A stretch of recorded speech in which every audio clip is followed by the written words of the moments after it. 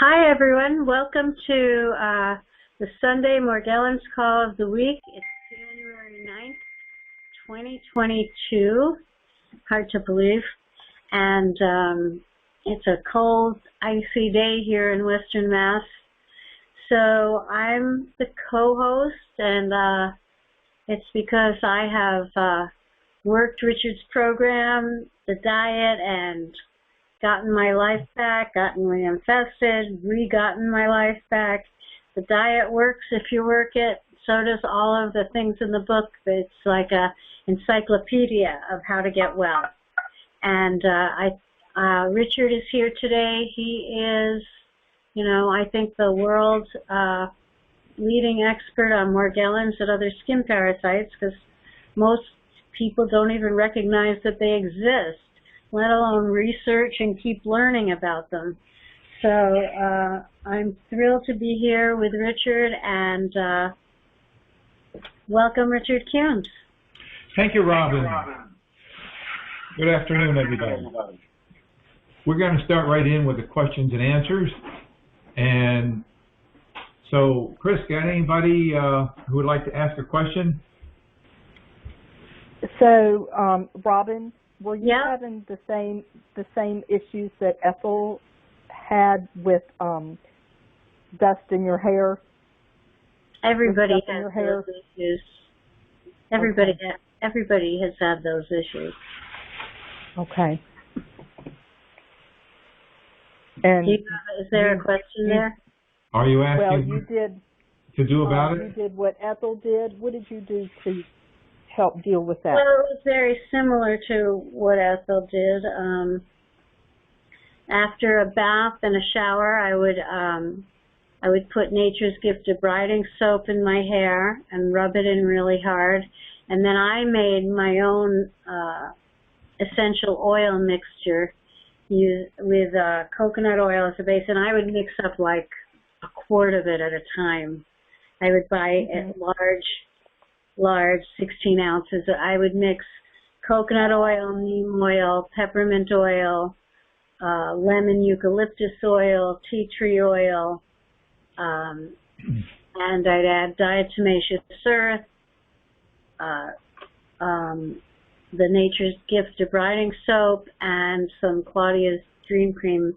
Mix it all together and rub that in my hair really hard, cover my body from head to toe with it, literally. And then I would use these little garbage bags that you get at Walmart that are in a roll, because they were the only things that worked really well for me, and I'd tie it around my head, and around the edges I'd put either Vicks Vapor Rub or Vaseline, so that whatever was in there couldn't get out. And I would leave that on my hair and sleep like that. If I wasn't going anywhere the next day, I'd do it in the morning and leave it on all day also. The goal is to do it as often as possible, and it takes, well, for me it took months and months. But that's, and also, in between I would wash and comb out my hair with like a lice comb, just to get any, because I was dealing with mites and springtails and Morgellons, and yeah, they love your hair. I had really long curly hair, and I cut it all off, and then finally 30 years later getting used to short hair. But yeah.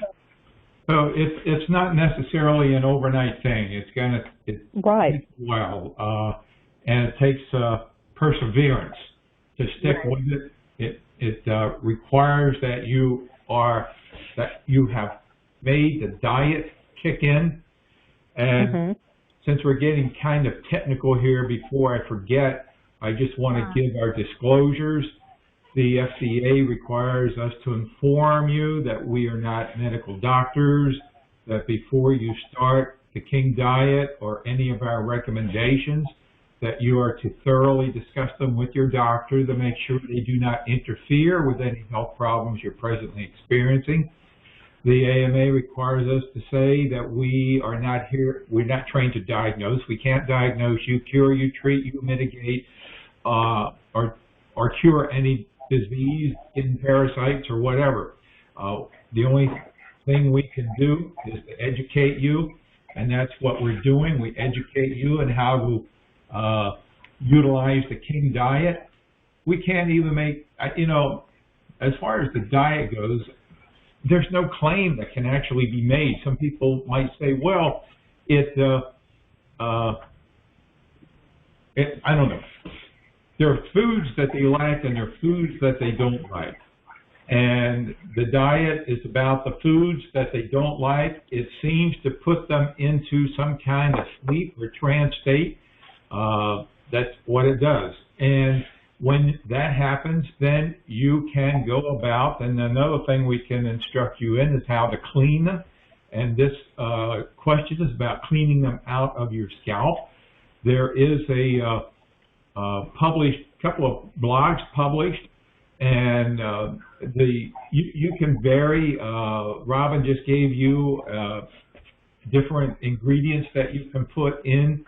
A long-standing formula is to take some Nature's Gift, some Super MSM gel, which also has the which also has the diatomaceous earth. The Super MSM gel is organic sulfur, and every cell of your body is screaming for organic sulfur because Morgellons has a way of sucking it out of your body. So it's being depleted by these organisms, and we want to replenish it. So it's a good idea to include in that mixture the Super MSM gel. You can use our foaming shampoo or a regular shampoo. You can put in some oils like the peppermint, the clove oil. If you know you're dealing with mites, they hate clove oil. That's probably one of the best oils to use. Put in some Claudia's Dream Cream, make a mixture in your palm of your hand, and just massage it into your scalp. Now, that's important. The shorter the hair, the better. Massage it. Just don't apply it, but massage it in. Then you may apply a little bit of water to your scalp and massage it in again. And then you may apply a little more water and then massage it in again. Get it in as deep as it can go. The Nature's Gift is miraculous in how it works. If those of you who are brand new, the analogy that I use is that if you ever had a little pebble in your shoe, what do you have to do? Robin, when you get a pebble in your shoe, what do you have to do? Take the shoe off, shake the pebble out, and put the shoe back on. That little pebble that weighs about 0.00001 of your weight has dictated your behavior. And you weigh, what, 120 pounds, 125? No, less than that. Oh, 100 pounds? Somewhere between 100 and 120. Wow, okay. Wow. That little pebble dictated your behavior, and you weigh so much more. It's like being a boxer in a ring and having this little tiny guy beat you up. You know? Princess and the Pea. What? The Princess and the Pea. Yeah. Fairy tale. So now, what does this have to? Well, Nature's Gift is liquid carbon. It's 6 angstroms in size. Einstein says anything less than 1 angstrom is nothing but energy. It goes deep into your skin. There are literally millions of these particles that go into your skin, and they irritate anything they find. You know, if you are a parasite in your skin and you have not 1 pebble, but a dozen pebbles bugging you, you got to go. You got to leave. So that's the analogy. That's how it works. And that's why just 1 capful in a tub full of water is enough of those little particles to bug the bugs and get them out of your skin. So we can educate you how to clean your skin, and we can educate you on how to clean the environment, which I'm sure we'll have a question a little later on. So did we answer your question? Yes, thank you. You're welcome. Keep coming back. I'd love to have you back. How are you doing? Are you new to the program? Have you been in the program? Have you gotten a diet to kick in? Share. I have been following off and on, and I had prayed about like what to do, how to fight this, because I've looked at another website that's very popular, and I prayed about it last night, and I felt like God said, follow Richard's diet. So today I am all in, and am going to completely follow your diet. Great. Well, make the diet work, because, you know, we talk about the diet. We have a couple of videos dedicated totally to the diet, and we know of the hundreds of people, you know, we just didn't jump off a limb here and say, okay, we know what we're doing. You know, we've been doing this for years. So we have hundreds of people who have made the diet work, and you'll hear many of them oftentimes, we have testimonial videos. I can't believe how we have hours of people who we take testimonials off of this call and we put them in a separate video. We got hours and hours of people who have sworn that they've gotten their lives back and they're on the right path. It works. The program works. So you can listen to those testimonial videos. Perhaps you'll hear somebody today share their testimonial as to how they're doing with the program. So make the diet work. You know, you can use any program you want. You don't have to use mine, but mine makes a lot of sense. And, okay. So well, I love the Nature's Gift. I use that every night when I bathe. I can't afford to take a bath 3 times a day in it because I'm retired and on a fixed budget. But I do use a half of a capsule at night with my lavender, and I have no issues at night with, you know, biting or stinging or any of that. Well, that's wonderful. What I want you to do is email me, and I'll give you another option. Okay? So email me, and I'll send you an email that can help you save some money. All right? Okay. All right. Thank you. Keep coming back. Who's next? Just fine. How are you? Good. Is this your first time? I have several minor questions. Sure. Okay, for the fatigue, is there anything that can possibly be done? Any vitamins taken or anything to help it? Yes. For fatigue, one of the best things to do is the boosting glutathione with our Max 1 glutathione accelerator. You can go up initially to 5-6 capsules a day. The recommended maintenance is 2 capsules a day. Glutathione, boosting it, is probably one of the best things you can do to diminish fatigue. Okay. If you haven't completed the questionnaire, please do so and send it in. I'll be happy to give you a complete set of recommendations. Where do I get the questionnaire from? I've never received my book or online. How did you learn about this program? Online. You didn't get an email? Yes. You did get an email? Yes. Return that email. You got that email means you're on our email list. So return that email to me and ask for the questionnaire. Okay. And I'll be glad to send it to you. Okay. That's true. That goes for anybody. Return the email. If you haven't completed the questionnaire, return the email you got announcing this program and just put request questionnaire, and I'll be glad to send you the questionnaire, and you can complete it and send it back, and I'll give you a complete evaluation and detailed recommendations. Yeah. And that includes the book, too. I do not have the book.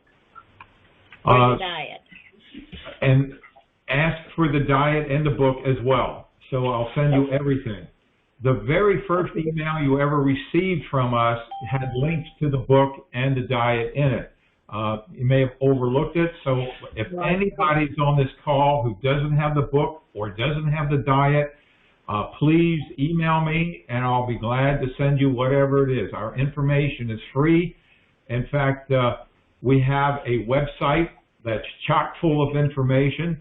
If you have paper and pencil, jot this website down. It's called BEST, B-E-S-T, like a best man at a wedding, bestmorgellonscure.com. bestmorgellonscure.com. It has a blog with all the updates. What? What was that last word? Morgellons what? Cure, C-U-R-E. Best Morgellons Cure, C-U-R-E. We use that in the name of an email, of our website, but it doesn't mean we're here to cure, because we're not allowed to cure you. bestmorgellonscure.com. Is that .com then? Yes, .com. Thank you. Sure. Richard, yes. can I? Oh, I'm sorry. I just wanted to say one other thing about fatigue. If you have low cortisol levels, you're going to be tired a lot, and your doctor can check your cortisol levels, and there's a drug that's recommended. It evens out your cortisol. It's called LDN, or low-dose naltrexone. It's a compound, and you need a prescription, but it's clear. If your cortisol levels are low, it brings them up. If they're too high, it brings it down. So if they're too high, it actually helps with Morgellons because they feed on cortisol. But mine were way too low. My doctor said I should just be on it forever. I found a place that compounds it fairly inexpensively and online, and cleared my brain fog and most of my exhaustion. Low dose naltrexone. It's in the book. Thank you, Robin. First, start with the glutathione because everybody is deficient in glutathione. Everybody. Okay. So you want to boost your glutathione, number one. Number two, we also do have an essential oil in the store called clary sage. And clary sage is an essential oil that also stimulates intellect and will help with the brain fog as well. And then the low dose naltrexone, if you do have the fatigue issue, continue. That's something you may want to get your cortisol levels checked and adjusted at that point. But, start at glutathione first. Okay, glutathione. Could you spell that for me, please? Well, it's Max 1. It's in the store. It's called Max 1, M-A-X-O-N-E, Max 1. Okay, thank you. And when you complete the questionnaire, you'll get the evaluation back, and it has links to everything that I recommend. Okay, very good. On the store, how do I reach the store? Just it will tell me in the book, or? Sure. It's write this down. It's the word the, T-H-E, the organic, O-R-G-A-N-I-C, skin, S-K-I-N, care, C-A-R-E.com. TheOrganicSkincare.com. Okay, thank you. You're welcome. Let's see, I have another one here. Keep coming back. Hello, Richard. Hi, Nancy. Robin. Hi, Nancy. Hi. From South Carolina. I have several questions this week. I hope I don't want to take too much of your time, of course, so, I'm going to just ask the questions and let's see if we can get an answer, a fairly, concise answer. Far away. Anyway, okay. So I've been having a little bit of trouble with the laundry thing, and I was feeling like I was getting reinfected by laundry. So I did what I was doing was the 2 cups of ammonia in the wash, peppermint, about 30 drops, sometimes more, and then doing the 1 cup of ammonia, soaking a little piece of towel or clothing that was clean, that it was in that wash load in the ammonia, and then putting more peppermint in the dryer with that. as well. So both the washing machine and the laundry and the dryer were treated with ammonia and peppermint. And I was still having a little trouble, so I started to soak when I put dirty clothes in the dirty clothes bin, I threw ammonia on it, a little bit of ammonia, and let it soak for a day or two, and then I did the wash, and it seemed to clean up my clothes a lot better. So I think I've solved that problem, but have you had any other? Well, yes, Robin discovered this some time ago, and it's basically similar to what you're doing. Is she takes a tote and puts a little bit of ammonia in the bottom of the tote. The tote would be the size of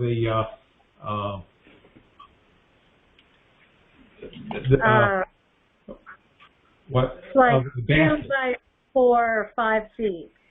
Yeah, and you can put some plastic egg crates in the bottom, so the idea, or even in the springtime when you buy plants, they come in these plastic things, and after you take them out, gotcha.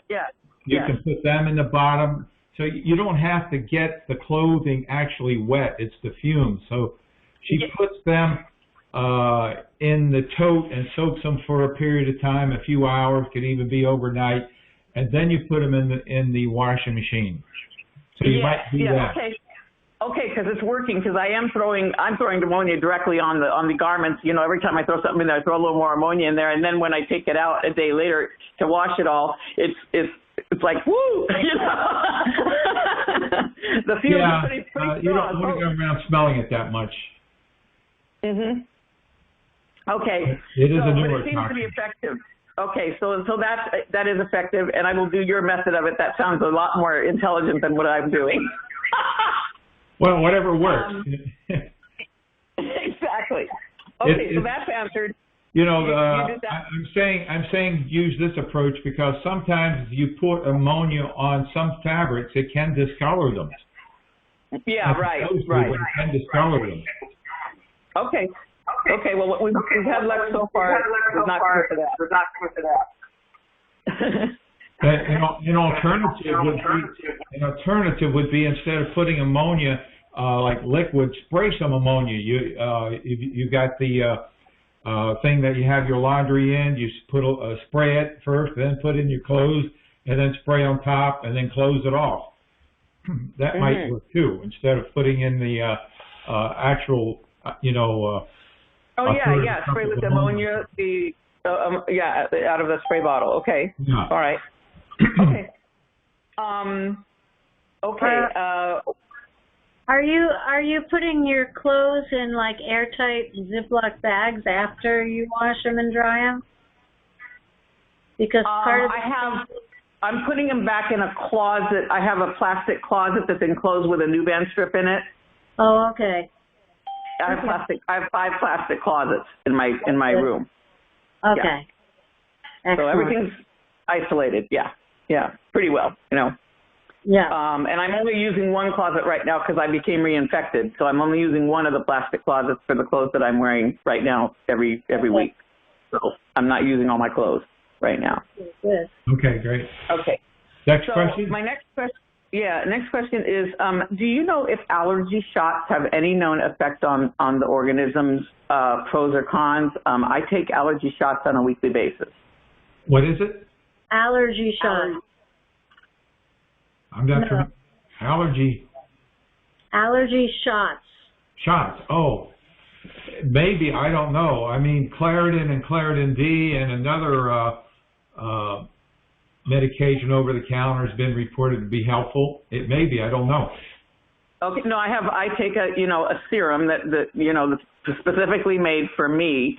From the allergy doctor, and I get shots on a weekly basis, and I wasn't sure if I wanted to know if there was any known interaction between my shots and the organisms. I have no idea. I have no idea. Okay. All right. That's okay. Okay. Next is peppers in your diet.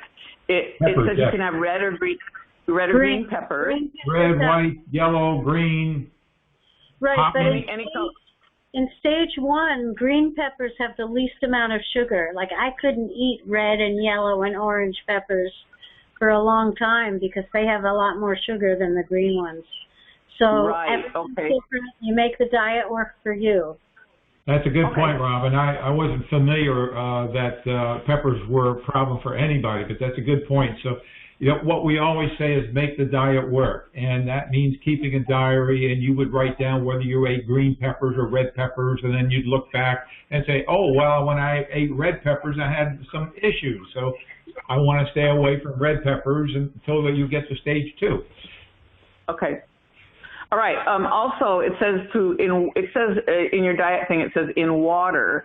Does that mean like you buy them in a can in water? You mean they have to be, or do you mean I have to cook them in water instead of like oils and things like that? That's referring to in Costco. You can buy red peppers in a jar, and they're in water, not in oil.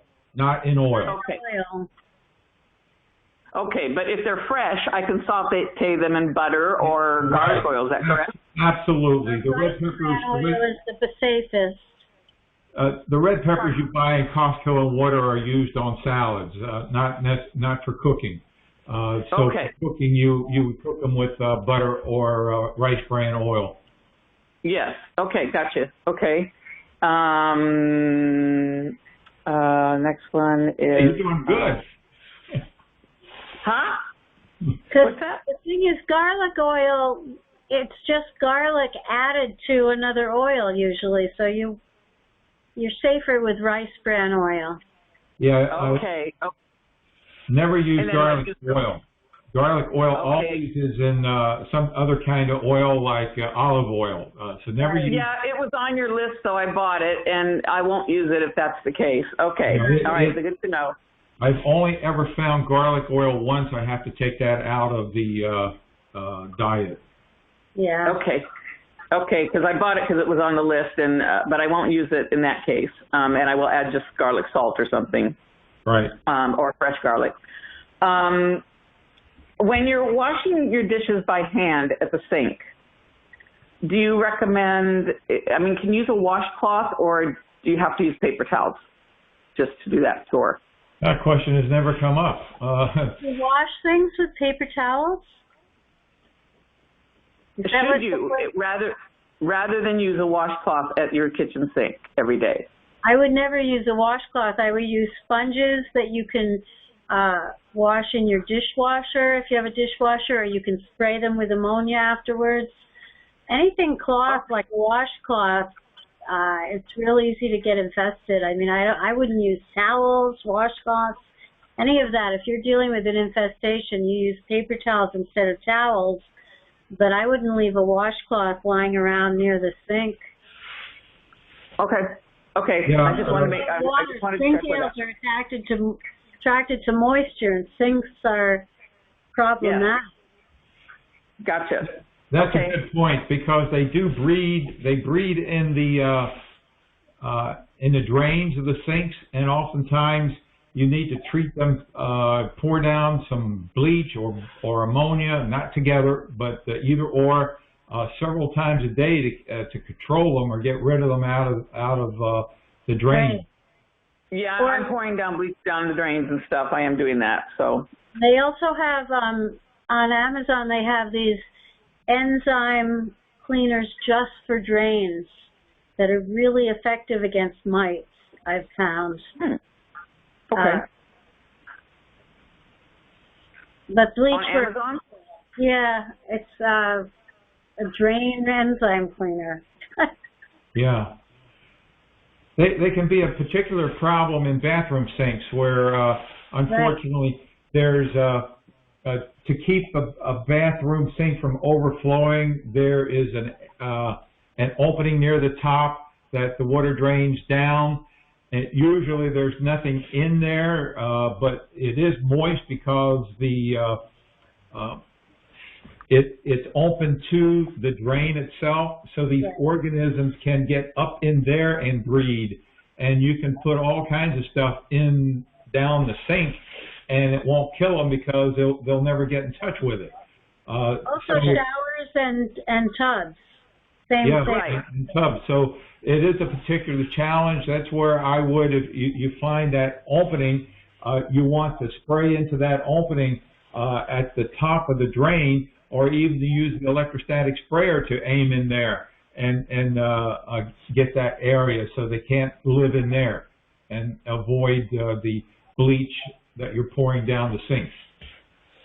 Okay, you mean the little? Are you talking about in the bathtub, the little overflow thing that where because I have sprayed in that before. Mm-hmm. The overflow, yes. Yeah. Okay. It's All not right, the bathtub is not easy to get to because you've got the device that you flip up and down to open and close the drain, and it's underneath there is where the opening mine is. Mine doesn't have a flip switch on it. Mine doesn't have that. Okay.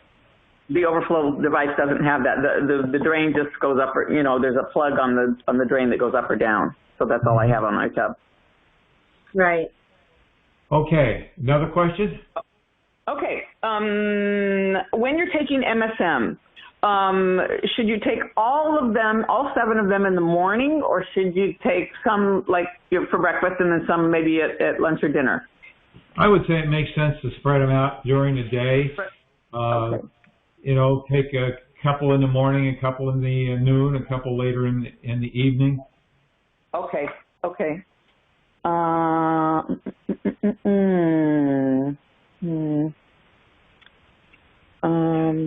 You're running out of gas? One more thing. When you use the Nuvan strips when you lock something up in Nuvan strips, like your Christmas stuff or whatever, next year do you have to, like at your hanging stockings, do you need to dry clean those before you put them out, or can you just put them out should stuff be dead in them?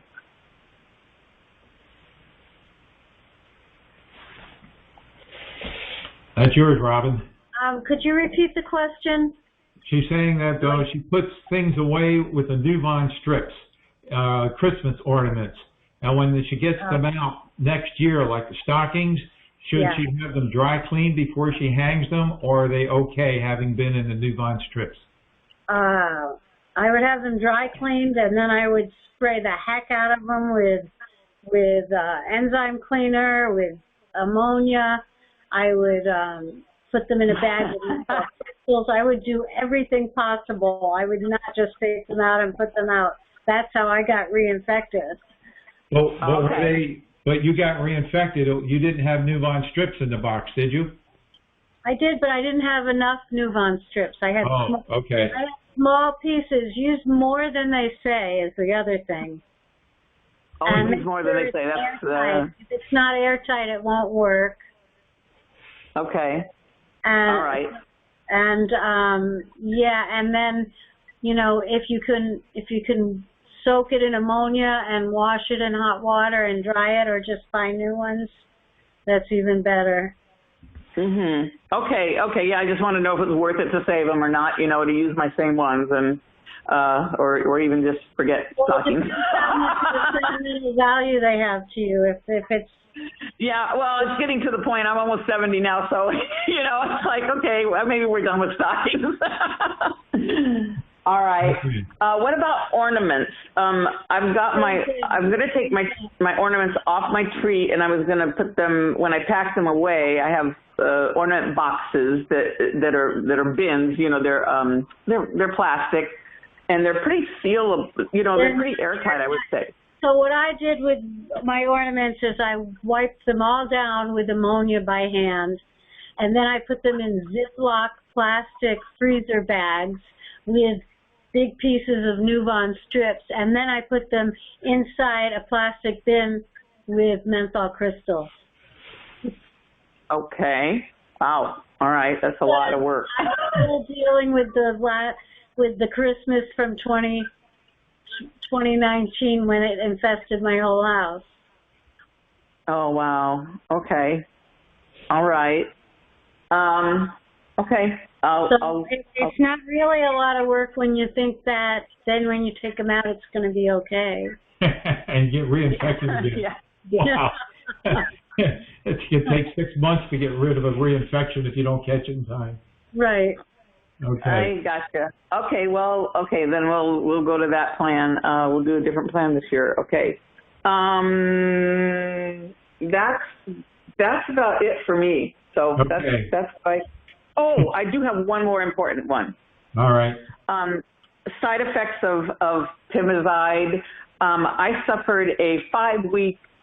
I had extreme muscle spasms in the back of my legs. And I mean, it put me flat on my back. I couldn't do anything for like 5 weeks. And my doctor thought I reacted to the Pimozide I was taking. And then I read a few weeks in as I was getting, you send articles, Richard, every few days or so. And I read that you can react to the Garceland as well. And I was wondering, I don't know which one I reacted to. But it was the most excruciating spasms I've ever had in my entire life. I've never had spasms like that. Well, what dosage were you on, and how long did you take the Premizod? I took it for about 6 months, I would say. And when did you notice the spasms, the muscle issues? I had them in October. It started. How long after you started the Premizod? Pardon me? How long after you started the Premizod? It was about the 5th or 6th month in, and I was only taking one Pimozide a day. And what was the dosage?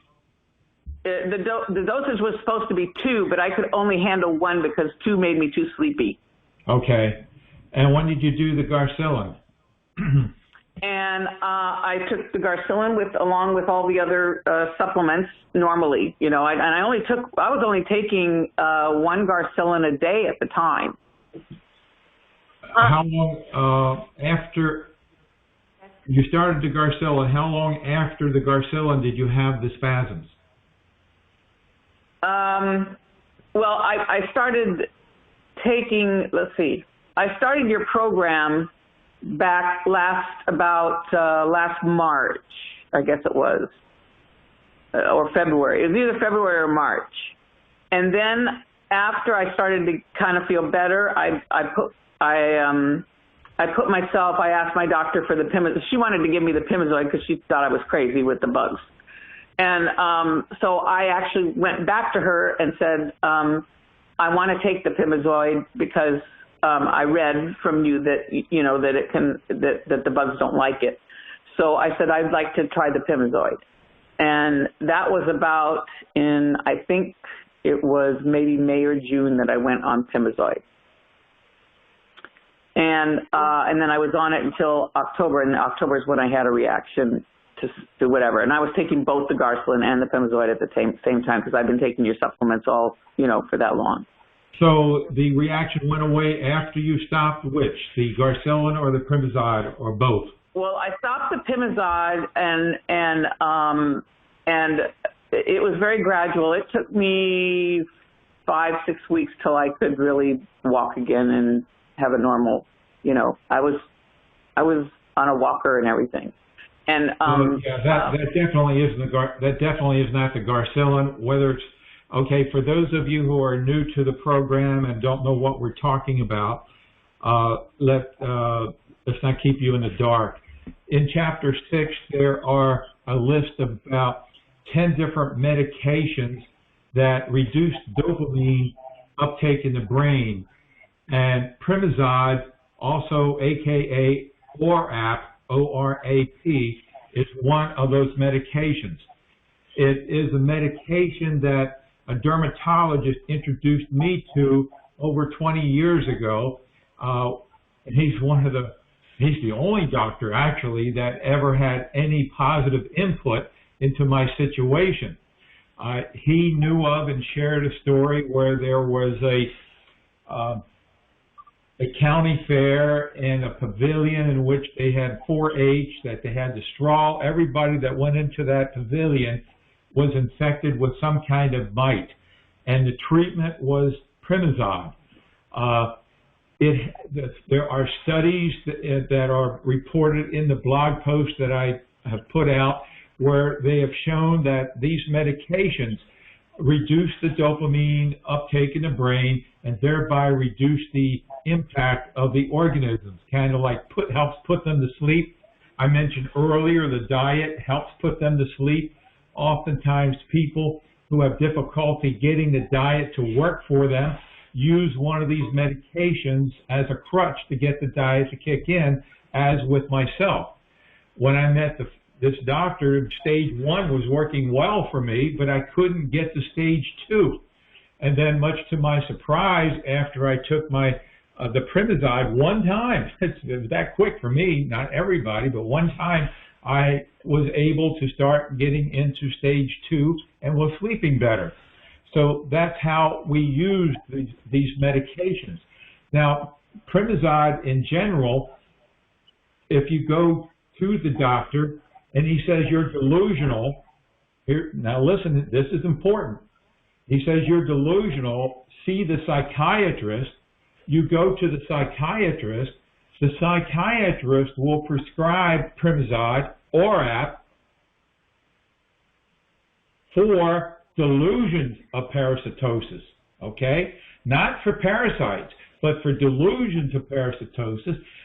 It's amazing that the medical profession has simply stumbled upon the medication that helps, but they think it's because you're delusional that it helps. They have not read this research. I mean, how can they? There was one research study. I think it was done in Japan even. I don't know. One research study found this. Fortunately, somebody forwarded to me, which helped me put all this puzzle together so that instead of people saying, well, you're giving in to the psychiatrist who think it's delusional, you're giving in to them and you're telling me thereby that it's delusional and I should take some antipsychotic. No way. The dermatologist knew it wasn't an antipsychotic. He knew it was used to deal with mites. That was 20 years ago.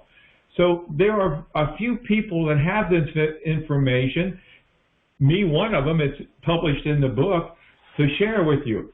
But the side effects of Orap can be less than desirable. So this is why it's only used by prescription from a medical doctor, and most medical doctors will rant and rave about how you should never use it. So this is why you need to be under medical care. It can affect musculature, usually in the form of twitches and things of that nature. Or I noticed once that my leg didn't want to work as I was walking down the steps. My muscles didn't want to work. So you can have those kinds of things. Whether or not this seizure thing was related, I have no idea. It's impossible to know. But that musculature problems can be attributed to Orap, Premizod. So, okay, thank you for the question. Gave me an opportunity to bring everybody up to speed.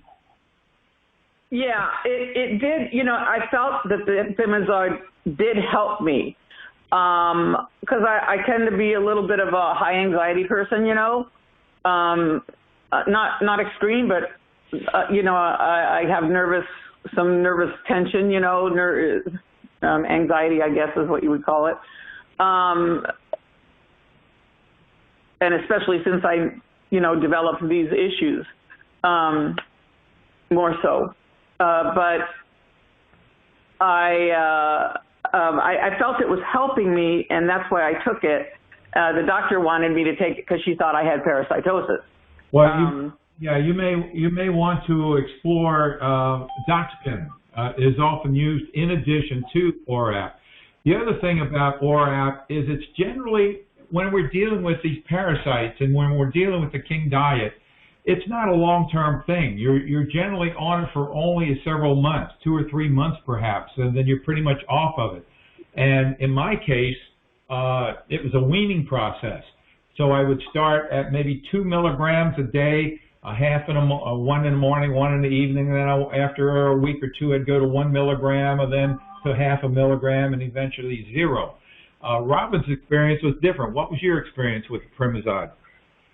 Well, I started it super gradually.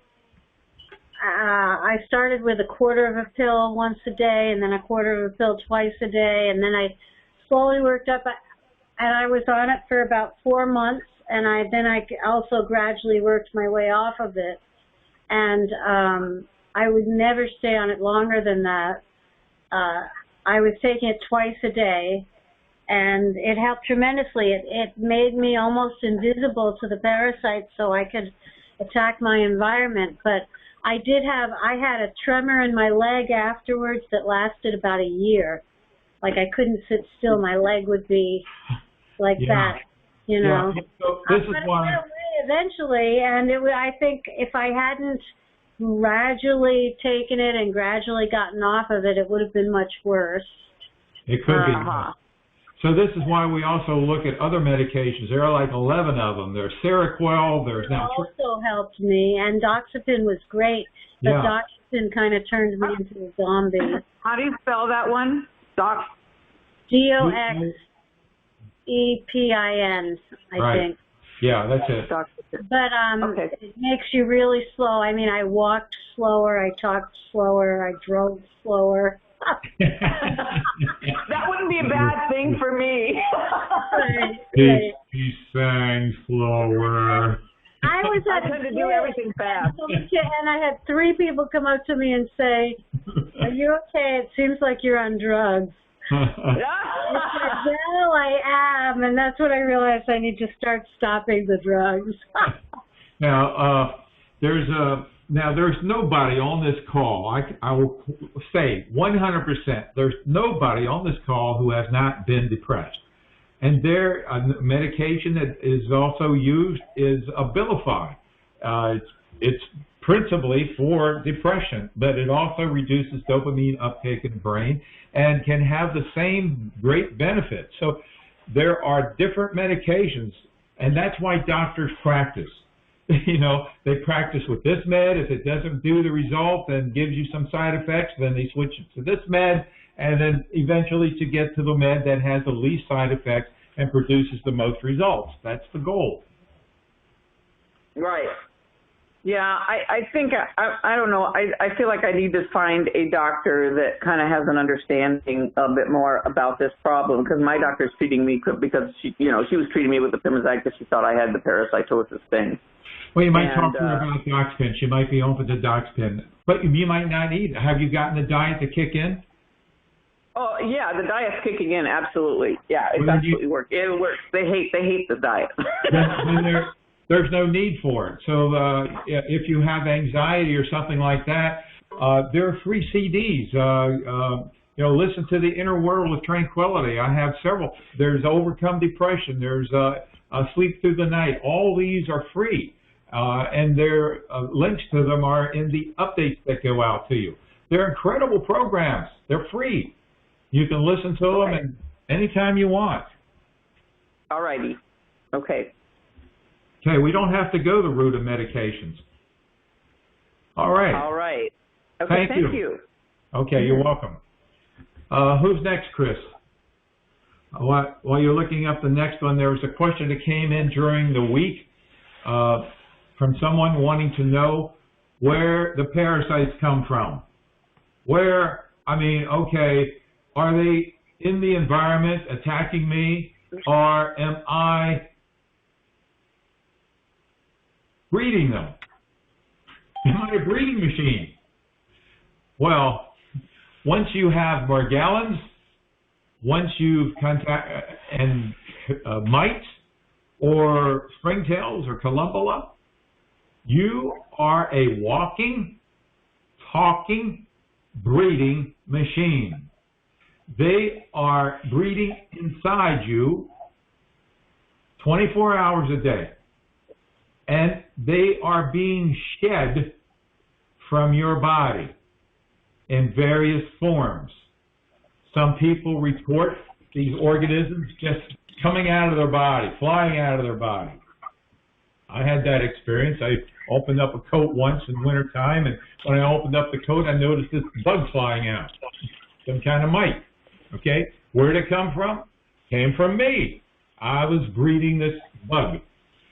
Now, more often, We're talking about filaments and fibers that are coming from your skin. You find them in your clothing. You find them in your bedding. Well, you are shedding them. Now, I believe, Robin concurs, many of us, that they are infectious and contagious. There are those who swear they are not. But I am not about to call myself a liar or Robin a liar, or the dozens of people have wrote and told me that they have picked them up after having visited somebody or been in somebody's car or sat across the room from somebody. I mean, there are people that tell me that, every time I'm around somebody, I notice they start itching. You're shedding these things. You're breathing them. You're shedding them. When we're talking about springtails, notice the word spring. That means they can spring, and that's what they do. They spring. They're like a little rod. There are 6,000 species. They have 6,000 different forms, but the basic of all of them, there's kind of like a little rod up to 300 angstroms in size. It's like the size of a dust particle. And when they notice something in the environment that is of a threat, or maybe food, I don't know, they spring. And they spring in any direction. I don't think they can control the spring. This is why you feel them on your ankles and your feet if you're walking in an infected area. They'll spring about 18 inches. If you have them in your upper chest, in your back and your back of your neck, they're going to spring off of you onto anybody within 18 inches, and they're going to itch.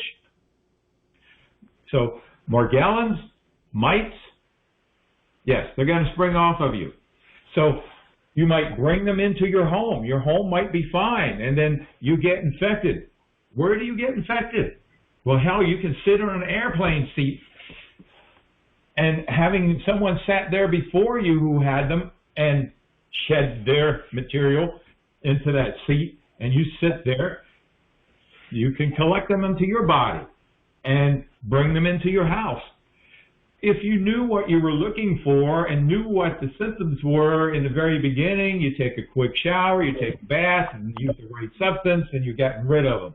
But generally, none of us are. We're too busy dealing with paying the bills and getting to work, and we deal with these as minor things until they become major, and by the time we recognize they're a problem, they have shed all over the house. And the dogs got them, and the cars got them, and your workspace is contaminated with them. So this is why our program is about three things. One, the King Diet, to put them to sleep, to put them in a trance or whatever, clean them out of your skin and clean them out of your environment, and then use targeted supplements to build health and immune functioning. So, yes, they are breeding. You're a walking, talking breeding machine until you get the diet to kick in and clean them out of your environment. So you need to do four things at once, simultaneously. It's like driving a vehicle with four clutches. I know many of us have never driven a vehicle with one clutch. So the idea is to simultaneously kick the diet in, clean them out of your skin, clean them out of your environment, and then build health and immune functioning with the targeted supplements. We mentioned a couple of them, like building glutathione with our Max 1 product. And anybody starting a diet, just a quick note, first thing you do is whatever supplements you've been taking them, put them in the back somewhere. Put them away. Most likely, they have ingredients in them that are going to feed the parasites. Only use the supplements that we have, because I've researched them. The ingredients are compatible with the diet, and they're not going to, for instance, oftentimes people tell us, well, stevia, it's a natural sweetener to replace sugar, and you go to the health food store and you buy stevia, and you take it, and you wonder why the diet's not working. You didn't read the ingredients. The stevia you bought also has sucrose in it, or it has that artificial sweetener that Coca-Cola uses. I forget the name of it. Anything ending in OL. All right, sucrose, OL, anything. So you want pure stevia. Or you use salt. For instance, one lady found that what was that brand of salt she used? Diamond salt. Salt, the ingredients, sucrose. So you need to read the ingredients to make it work. Okay, who's next, Chris? Tony, you could go, Tony. Tony. Hi, Richard. Hi, Robin. Hi, Chris. Hi, Tony. Hi. Welcome back. Hi. Thank you. I keep coming back. I could listen to you guys all day and never hear enough. And Thank you. And I keep going back to the blogs. That's always a good reference for me, and the book. And so it's like I'm trying to absorb everything I can, and it's never enough. I think I'm really close with the diet kicking in, but every time I feel like I'm getting closer, like, okay, it's going to be like every day now, I'll be consistent. It seems like it just goes back a little bit further. Like my diet's so strict now. I think I'm doing everything right. I'm down to like no grains at all, no rice, no spelt, no rye. It seems to be okay, but I'm still getting some hatching on me in the middle of the night. That's usually when I feel them the most. During the day, I usually go around feeling fine. It's just when I'm laying down, I think they like the warmth of my body against the mattress. It's nice for them to hatch then. Is that well, you were kind of talking about it before, that they're coming out of the body. You think that's well? You're doing the bath. You're doing the bath 3 times a day? No, just once, but it's like one long bath, and then I wash off immediately with Nature's Stiff soap, and then I lather up for even longer. Let me give you the reasoning, Tony. You need to take more baths. The goal is to take as many baths as you need so that you can get from one bath to the next with relatively little, if any, discomfort. So you be the judge of that. So I would up it to 2 baths a day for now, from 1 to 2, and then shower off. Now, Robin also has shared many times that she adds to it after she showers off with our soap, that when she gets out of the bath, she uses essential oils on her skin. You want to go through what you do, Robin, when you get out of the shower? Sure, but I do want to say that a lot of times you may think it's if you sit down somewhere and you start getting itchy, it's not that the diet's not kicking in, it's that somewhere you're sitting is infested. Well, he's saying in his bed, but I'm thinking that it's not. He's not do 2 baths a day at least, and you should be able to get from one bath to the next without any discomfort. That's the goal. Yeah. Or at least a shower and a bath, and then after each of those, you want to put the essential oil mixture that I mentioned earlier with the Nature's Debriding Soap. Cover your whole body, head to toe, with that, which is, it's like, so say it's 2 cups of coconut oil and then a 1/4 cup each of neem, peppermint, clove, lemon, eucalyptus, and tea tree, and probably a 1/4 cup of diatomaceous earth, a glop of dream cream if you've got it, and you rub that all over your skin, and it will draw things out. When you first do it, it might take a couple of hours because so much stuff comes out. Like, I can do it now and I'm done in 5 minutes when I do it, because there's not a lot left inside my skin. I'm still dealing with parts of my environment. And then you take diatomaceous earth and you pat it all over your body before you put your clothes on. You can also, like Richard did, sprinkle diatomaceous earth on the inside of your clothes, the inside of your socks, in your shoes. When you take off your shoes, you wipe them down with ammonia and you put them in Ziploc bags with menthol crystals, diatomaceous earth, Nubon strips. You wash your sheets. You start with every day doing laundry, and then you move to every 2 days, every 3 days. And eventually, because if they're in your clothes, when you get in, you know, and you need to have the vinyl Ziploc mattress, box spring, and pillow protectors. That because if your mattress is infested, then, you know, doesn't matter what you do to your body, you're going to get in bed and get eaten alive. And the other thing that I did this winter, just as a precaution, was I got a mattress protector and I put a weighted blanket inside it, and then I got a duvet cover, which is really easy to wash, and put it on top, put the zippered vinyl mattress protector that was covering the weighted blanket inside the duvet cover so that I could wash that easily, and haven't had any problem in bed. So ever. what Robin is doing is she's moving you to another level. And the formula that she gave you with the essential oils is probably going to make maybe a quart of solution. And it'll last 2 or 3 weeks. Yeah, that'll last a long time. And all of these essential oils you can get in our store. You can get them there for convenience sake. Okay. I hear you. Yes, I'm washing the bedding every day. My clothes are washed and disinfected and bagged, and I'm covered from head to toe with socks and a hooded. So I'm pretty sure after the bath I'm pretty clean. I'm going to try that mixture that Robin's using. And I don't realized think it's coming out of the bed. Yeah. Well, I realized, like, every time I sat down at my kitchen table, I'd get itchy.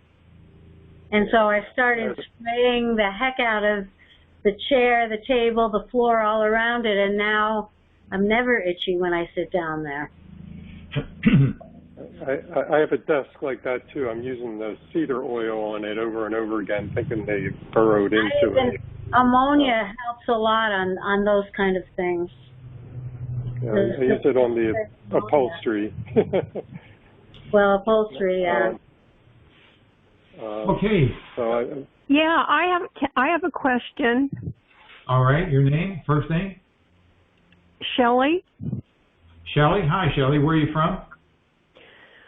I'm from the Riverside, inland Riverside area. What state is that? California. Okay. Well, welcome to the program. Is this your first time? Well, I was on one call, and this is all new to me, and I have to say I'm overwhelmed. It is overwhelming. It's so overwhelming, but I have one question that I would like, I'm trying to figure out if I had this or not. It kind of sounds like I do. But what about the contagious stuff? I mean, I am a single woman. I finally got to my golden years and wanted to start enjoying life. And this comes up. So I want to know more about, if you're contagious, what are you supposed to do? Just lock yourself in your house and never go anywhere? Because you could give it to someone else, your grandkids or your sons. And well, I mean, nobody knows. I won't tell anybody because I don't want them, because then nobody will want to be around me. Yes, you are contagious. And contrary to what you will learn from the Morgellons Foundation, the Dr. Strickland, Dr. Saverly, everybody says it's not contagious. Although there is a word called infectious that they acknowledge might be happening. And what the hell's the difference? If you're around somebody else and you're getting infected, it's the same thing. You caught it from them. It's contagious. So the thing that I recommend is that you, number one, get the diet to work. Because that basically, as I mentioned earlier, kind of puts them to sleep. What is that? Say that again. The diet, the King diet. Oh, yeah. No, I want to get your book. I just haven't been able to figure out how to get it. I'm not good with this computer. Did you get any emails from me? Yes, and I read them, and but I'm still. Return any email that you get from me, and ask for the book and the diet, and I'll be glad to send it all to you. Okay, so the people that have this, they are contagious. So so are you saying that they are homebound because they don't want to be? And then people find out they have it, and you're treated like no one wants to be around you. Well, number one, there are many people that don't know they have it, that do have it, and they go to the barber, they go to the salon, and then the salon owner ends up with it and spreading it to many of her customers, and it becomes a big problem. Wow. So it is that you are pretty much, if people knew that you have this, you would probably be pretty much, nobody would want to be around you. No, nobody would want to be around you. But you know what? Most people don't believe that it can happen anyway. They don't even believe it. They think you're crazy. Yeah, I mean, I went to the doctors, and everything that you say, they treat me like it's all in my head. And I'm not really the kind of person that is like that. And I think this is not in my head. That's why when I hear everything about everything, it all sounds like I have it. The quick question is, do you have filaments or fibers that grow from your skin that usually are not there? They could be colored. I have fibers, I have fibers like all in my clothes. I have. That's all I need to hear. If you read, I can't diagnose you, okay? I'm not giving you a diagnosis, but if you read Dr. Saverly's book, she will tell you that filaments and fibers that are foreign to your skin are an indication that you do have Morgellons. Okay, and then I have sores that won't heal, and they stay kind of cratery like. Well, that's all. And once you have Morgellons, there are all kinds of things. There are different organisms. You see, Morgellons has the ability to hijack other organisms. It can hijack mites, it can hijack nematodes, it can hijack any kind of organism, and that organism will breed under your skin and give birth to and be shed into the world and be a contagion to somebody else. So once you have Morgellons, it can flower into a whole myriad of different problems. Yes, and that's why it's so interesting hearing everything, because a lot of it is what I've been going through, not knowing anything about this, and then talking to the doctors and have them act like it's all in my head, or like I'm a crazy lady. Well, that's what happens. I mean, I could. But anyway, I just got to stay. I'm learning a lot, and I've got to keep listening, and I got to get your diet because I want to be on it. Get me an email back, and I'll get you all the information. So once you get on the diet, it puts them kind of to sleep. Once you're taking the baths, the itching and symptoms kind of diminish. It cleans them out of your skin. Now you can go into the world. You can go into the world for a couple hours at a time until you start noticing the itching again. Once you start noticing the itching again, it's a pretty good indication that you are now becoming contagious and you are possibly shedding these organisms. And then you want to withdraw and get back home. Okay. All right. Well, anyway, I'm going to definitely, I'm everything I'm hearing, I'm trying to do in my diet, but I don't know if I'm doing it right, from garlic to you name it, Well, garlic is good, but the diet is very precise. Like, for instance, you cannot have olive oil, corn oil, vegetable oil, peanut oil, no oils except for rice bran oil, real butter, and fat from animal fat. Okay, real butter, real butter you can have. So I didn't know that. I've been trying not to have butter, you name it. I'm trying, and I do take a lot of vitamins, and I'm finding out I probably shouldn't be taking all these vitamins. Put away your vitamins. Your vitamins, most likely, if you get into the diet and read the ingredients, you'll find ingredients in the vitamins that will feed the parasites. So. Okay, because I take a lot of them, and it might be making it worse, you know. There are a lot of things that you're doing to make it worse. One lady wrote in with a questionnaire that I asked, what do you eat? She wrote, I eat peanut butter. The worst thing that you can eat. Oh, and I use borax. Is that good? Because I don't hear you talk. Okay, because I've been washing my clothes with borax, and it seems to help a lot. Now, if you've listened to this whole program earlier, Robin and I went through the ultimate treatment of your clothing in laundering. So I would suggest this will be up on YouTube by the end of the week, and that you listen to this one, you listen to the other videos. They will all be published, and an outline will be available as to what subjects are on each of these videos. There's a lot of information here. Okay, so the thing about it, and then I'll let somebody else come on, but so if you're on this YouTube thing, then you're out there to the world. If somebody listens to it, you're out there, for everybody to know. We only use first names and where we're from. Yeah. We never ask for last names, and we don't ask for your address. We only, your first name could be Marie from South Dakota. Yeah.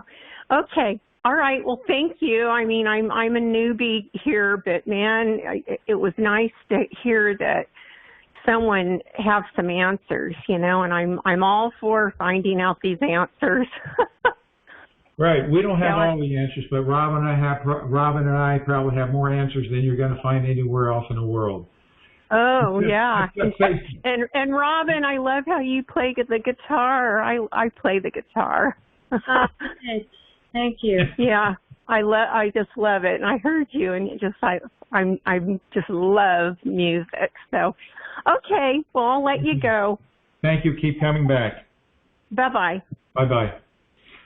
Here is a question that came in. I hope you had a great Christmas. Can you tell me what the iridescent little pieces of glitter are all over my house? I also fogged with cedar side, sprayed with electrostatic sprayer, and used tons of ammonia. They're very sticky and eating my wood tables and floors. Thank you for your recommendations. Well, the key here is that they are eating the wood table and floors. I saw one website that claims that Morgellons is a concrete-eating organism.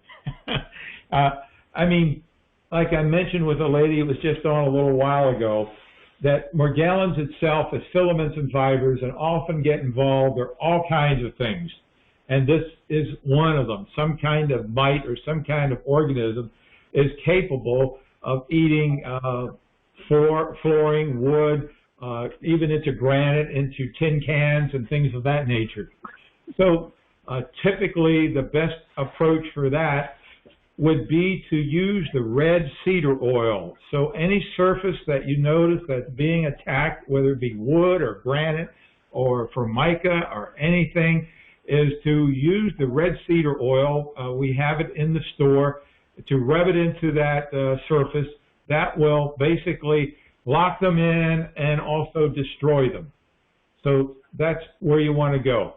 Now, as far as using the electrostatic sprayer, it's the best and most efficient method of spraying. We do have one available yet at the sale price if anybody wants to get it.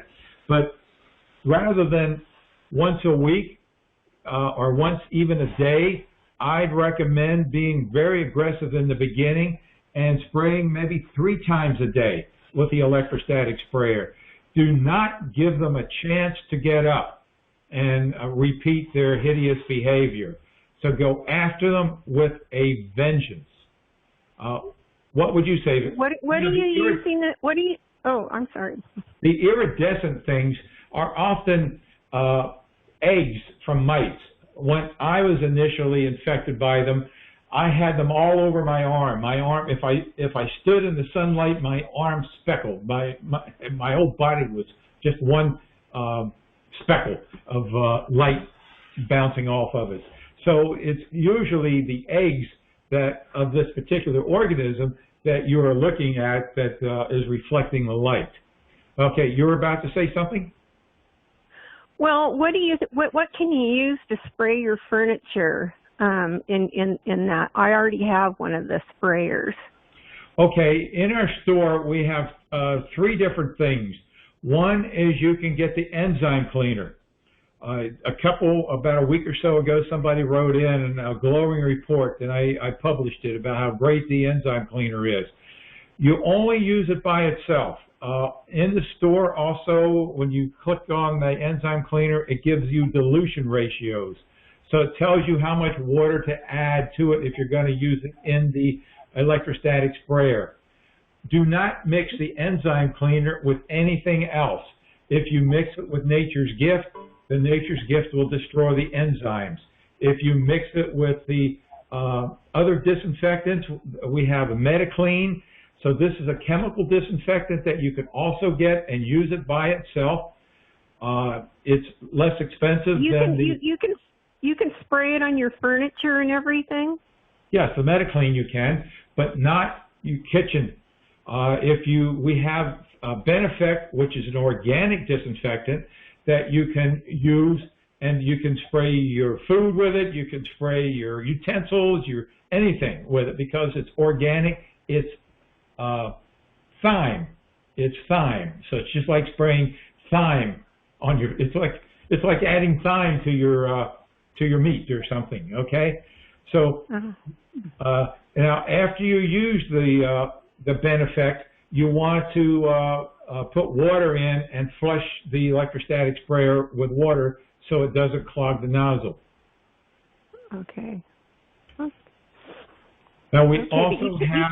You can't put like can you put like cedar oil and stuff in yours, or is that bad? No way. Okay, don't use any oil. No way. Don't use any oil. Right. Only use the 3 things, and the 4th thing that we have in the store is the antimicrobial. And you can actually mix the antimicrobial with either the thyme, the Benefect, or the MetaClean, or you can use it by itself. All right. Okay, so that was one question. And let's see, I think I have another question here that came in. I haven't emailed you in a very long time, but I'm in mid-explosion on some kind of organism. I coincidentally have an appointment with my dermatologist tomorrow. I'd like to ask her if I can get a test if I have this. Can you tell me what the test would be called? I would really appreciate it. There is none. And she was talking about columbella. And Robin has the answer. There is no test, no diagnostic test for springtails.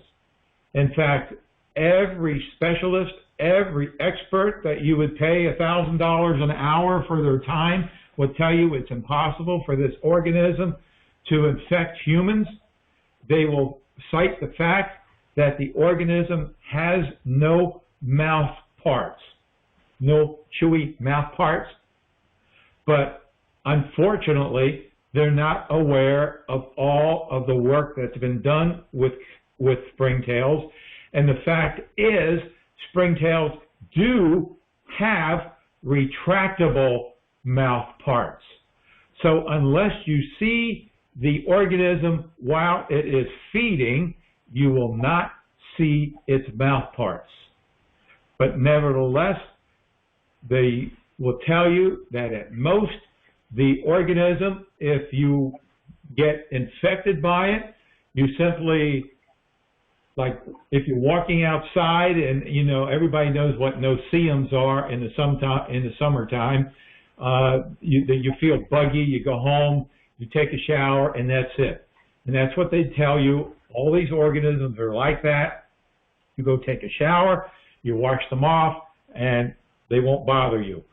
Unfortunately, they are in dreamland, because there is a report that's published in my book that indicates there are 19 species out of 6,000 of the springtail population that are a problem with mankind and can be a problem with mankind.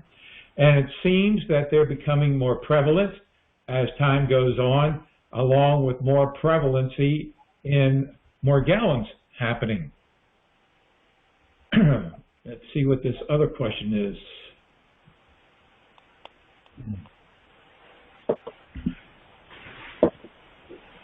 Hi, Richard. The mites have returned after 1 year. We're following all the protocols, and it seems like the critters are meaner this time around. That makes sense, Robin. They're meaner. They've built up some kind of vengeance here. I've been taking the Lefiniron also. We spray the Onslaught about every 3 to 4 days. She is referring to the triple pesticide in the book that's Onslaught, Exponent, and IGR. And more recently, Robin has added 2 more ingredients to that. So we spray with Onslaught every 3 to 4 days. Number 1, that's wrong. Do not spray every 3 to 4 days. It should only be used every 11 days. Every 11 days, not every 3 to 4 days. Laundry with ammonia in the machine and in the bags. What else can I do since the mites seem to like me way more than my husband? Now, that is also very true. It's rare, I have no idea why, but it's rare that the mites like men more than women. It's rare. I guess girls are sweet or something. But that seems to be true. Well, so a lot of what we talked about in this program today applies to the answers to her questions about the laundry. And it does seem, I can't say for sure, but in my experience, the second infestation was worse than the first infestation. And that's true for you too, right, Robin? Mm-hmm. Yeah. So is it the same organisms that have developed more resistance and have been laying around waiting for their opportunity? Or is it something going on with your body that has made them more a problem the second time around? Or is it an entire different species that's more resistant? I don't know. Well, for me, the thing is that I had been infested with 3 different kinds of mites: springtail, fleas, and bed bugs. And they all came back when I opened that Pandora's box. So it's not so much, I had gotten rid of the fleas. Oh, you saved yours. You saved yours. So it's not that they were so much worse. It's that before I even found you, I had gotten rid of the fleas and the bed bugs and at least 2 of the 3 mites. So I was starting all over from scratch because I got the diet to kick right in this time. It's just that the house has been challenging, but it's finally getting slowly livable again. But. So you answered one of my questions. It's not a different species. That you have saved yours. Right. And they were just more difficult to deal with the second time around. Well, we answered one question. We don't know why they are more difficult the second time around or more resistant. We don't know. Well, and the truth is, if you don't deal with them outside your house, I mean, there is a new species that came this year, and I don't know what they are. They're these tiny little flying mites, and they've filled my windowsills, and they're all around the outside. And it took me, a couple of months just to figure out where they were coming from. And they were really hard to keep up with, but they were totally new. So, well, that's a good point Robin made. It's important to figure out where they are coming from. That's the first part of the puzzle.